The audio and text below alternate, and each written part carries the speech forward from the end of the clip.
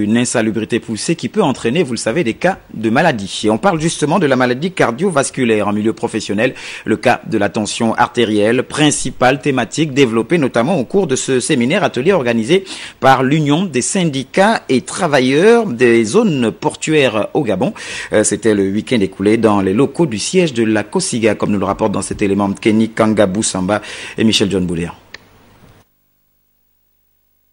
L'hypertension artérielle qui occupe aujourd'hui la première marche du podium des maladies cardiovasculaires, véritable problème de santé publique, partant du milieu professionnel, d'où la nécessité d'en parler. Ce séminaire de formation, nous le souhaitons, doit conduire à la prise de conscience de la gravité du sujet et de la nécessité de la mise en place dans les entreprises d'un comité d'hygiène, sécurité et santé au travail. Qu'est-ce que l'hypertension artérielle? Comment arrive-t-on à être hypertendu?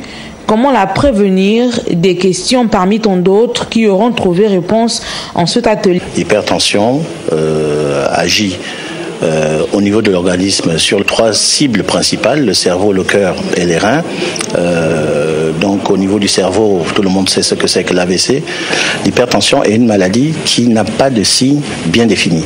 La première des choses à faire, c'est de voir un médecin et de se prendre la tension. À partir de ce moment-là, on peut dépister l'hypertension artérielle. Selon le docteur Misso, près de 80% de patients sont reçus dans nos structures sanitaires pour l'hypertension artérielle.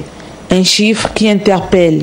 Et vu la multiplicité des cas d'hypertendu en entreprise, un médecin de travail est de mise et que les responsables d'entreprise organisent, entre autres, des consultations de dépistage, car mieux vaut prévenir que guérir cette tueuse silencieuse pour un meilleur rendement au travail.